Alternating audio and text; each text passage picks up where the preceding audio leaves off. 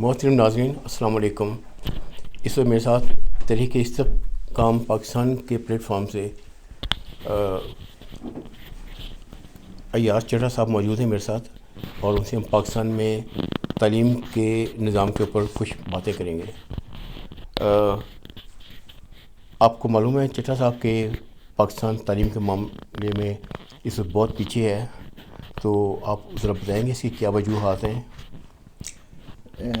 بسم اللہ الرحمن الرحیم. بہت شکریہ خوشی صاحب. میری اس حوالے سے بہت سارے ملکوں میں کوئی نظام کو اگر ہم نے اسٹڈی کیا ہے اور کمپیریزن کیا ہے، میرا جو بیک گراؤنڈ ہے، میں ٹیچنگ سے کافی حد تک وابستہ رہا ہوں، اور ابھی کینیڈا میں بھی میں ایز اے سرٹیفائیڈ ٹیچر ہوں، اور تعلیم کے نظام کو میں نے قریب سے دیکھا ہے مختلف جرمنی میں اور اس کے علاوہ مختلف ممالک میں. تو سب سے پہلا ایشو یہ ہے کہ جو ہمارا تعلیم کا نظام ہے وہ اس کے اندر چند بنیادی مسائل ہیں. پہلا مسئلہ یہ ہے کہ ہمارے معاشرے میں، حالانکہ ہمارا جو مذہب ہے اسلام، وہ ٹیچر کی، استاد کی بہت عزت اور احترام کے لیے کہتا ہے، اس کے باوجود ہم نے معاشرتی طور پر یہ کیا ہے کہ نہ تو ہم نے استاد کی عزت کو اس طرح سے پروموٹ کیا ہے، اور اس کے تقدس کا خیال رکھتے ہوئے معاشرے میں ظاہری طور پر ہم کہتے ہیں، لیکن آپ اگر دیکھیں تو ان معاشروں میں، جیسے کینیڈا میں آپ دیکھیں یا جرمنی میں دیکھیں، مختلف جگہوں پہ استاد کا ایک جو مقام ہے وہ بنیادی قوم کو جو تعمیر کرنے والے معمار ہوتے ہیں، اور ہر شعبہ زندگی کے جو لوگ ہیں ان کی تربیت کے لیے اساتذہ کا بہت بنیادی کردار ہوتا ہے. وہی ان کی پرسنالٹی ڈیولپمنٹ کرتے ہیں، ان کے گھر سے شروع ہوتا ہے، اور اس کے ساتھ ہی وہ تعلیمی اداروں میں جب جاتے ہیں تو یہ چیز کرتے ہیں. ہمارا پرابلم یہ ہے، ہمارا مسئلہ یہ ہے کہ ہم نے اس حد تک کمزور کر دیا استاد کو معاشی طور پر، اس کو جو معاشرے میں سٹیٹس ہونا چاہیے وہ نہیں ہے. دوسرا یہ ہے کہ ان کی اپنی جو تربیت ہے وہ سائنٹیفک بنیادوں پر نہیں ہے. اگر سائنٹیفک بنیادوں پہ ہوتی تو ان کی جو تربیت ہے ان کو پتہ ہونا چاہیے کہ بچے کی سائیکالوجی کتنی امپورٹنٹ ہے.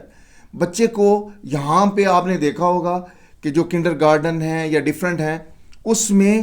چھوٹے چھوٹے لیول پہ وہ سکھاتے ہیں، اور اس حد تک کہ پلے میں اور ڈیفرنٹ ایکٹیویٹیز میں اور ان کو وزٹس میں یہ چیز ان کی تھیوری یہ ہے کہ بچے کا جو گروتھ کا ٹائم ہوتا ہے اس میں سٹریس نہ آئے اس کے اوپر. تو ہمارا سب سے بڑا مسئلہ جو میں آپ کو آئیڈینٹیفائی کرنا چاہتا ہوں اس میں یہ ہے کہ اساتذہ کی تربیت کا ایشو ہے. پھر بچوں کو جو ہم رٹے پہ لگاتے ہیں، اور بجائے اس کے کہ ان کو پلے اور ایکٹیویٹیز کے ساتھ ہم، جس طرح کی پوری دنیا نے ریسرچ کے بعد ثابت کیا ہے یہ بنیادی چیزیں ہیں، اور اس کی وجہ سے ہم ریسرچ بیسڈ نہیں ہے ہماری ایجوکیشن. اچھا، دوسری بات جو میں جاننا چاہوں گا کہ اس میں حکومت کا کیا کردار ہونا چاہیے نظام تعلیم کو بہتر بنانے کے لیے، اور ایک عام آدمی جو ہے وہ کیا کنٹریبیوشن کر سکتا ہے؟ بہت شکریہ، یہ بہت اچھا ویلڈ کویسچن ہے. اس کے لیے سب سے پہلا میری نظر میں یہ ہے کہ حکومت ایک تو تمام بنیادی جو نصاب ہے کریکولم ڈیولپمنٹ، ایک تو وہ اس کے لیے وہ ایک ہونا چاہیے تمام اداروں میں، اور دوسرا یہ ہے کہ اس کے اندر اگر چینجز ڈفرینٹ ہوں بھی تو جو بنیادی اسٹرکچر ہے، جیسے اگر ایک مدرسہ ہے یا ایک انگلش میڈیم اسکول ہے، ہمارا ایک امریکن اسکول ہے، ڈفرینٹ وہاں پہ پرائیویٹ اسکول ان ملکوں میں بھی ہیں، لیکن ان کی جو بنیادی تعلیم کا جو لیول ہے وہ ایک سا ہونا چاہیے. اور اس میں گورنمنٹ کا یہ ہے کہ گورنمنٹ کے جو آفیسرز ہیں یا جو بیوروکریٹس ہیں، بڑے جو ایلیٹ کلاس کہلاتی ہے، وہ سارے اپنے بچوں کو ڈفرینٹ گورنمنٹ کے اسکولوں میں نہیں پڑھاتے، جس کی وجہ سے گورنمنٹ کے اسکولس گورنمنٹ کی پریارٹی پہ ہی نہیں ہے، اور اس میں جو بنیادی سہولتوں کا فقدان ہے وہ یہ ہے کہ اساتذہ، پھر اسی پوائنٹ پہ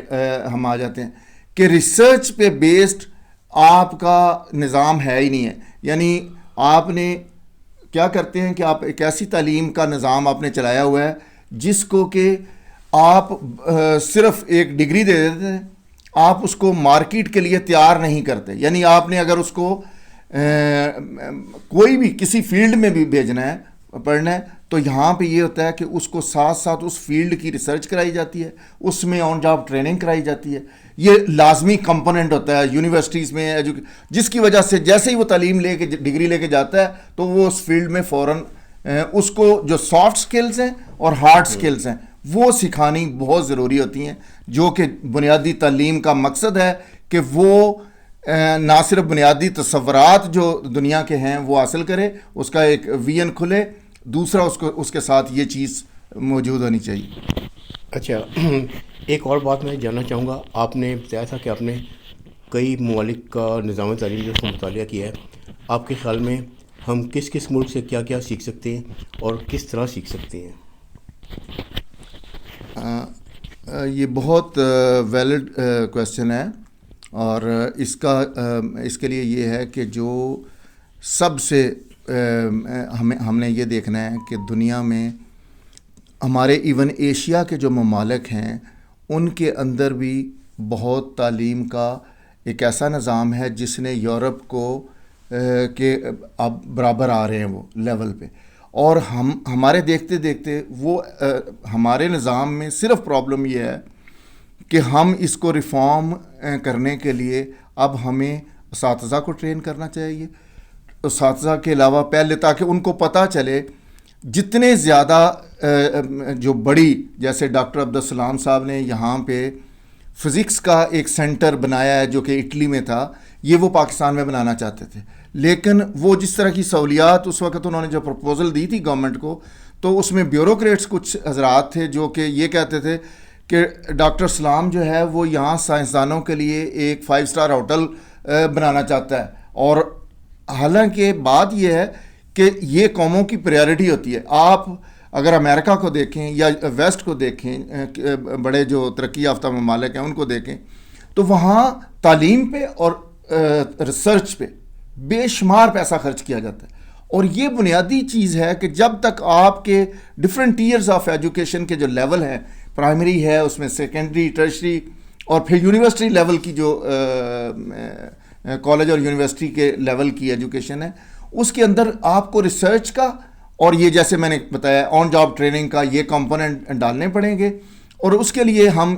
رول ماڈل ہیں جیسے جرمنی ہے. اس کے علاوہ آپ کو میں بتا سکتا ہوں کہ ہمارے اپنے پاس ایسے تعلیمی ادارے چند آئی لینڈ اس وقت پاکستان میں بھی کوئی یونیورسٹیز ہیں، کچھ کالجز ہیں جو کہ یہ کر رہے ہیں. ان کے اندر سے وہاں سے ہی گورنمنٹ لے سکتی ہے اور اس کو انہی کانسیپٹس کو فالو کر کے وہ آگے بنا سکتے ہیں. شکریہ، بہت بہت، آپ نے بہت قیمتی معلومات دیں، اور آپ سے بھی اجازت چاہیں گے. انشاءاللہ دوسری ویڈیو کے ساتھ جلدی آپ کی خدمت میں حاضر ہوں گے. خدا حافظ.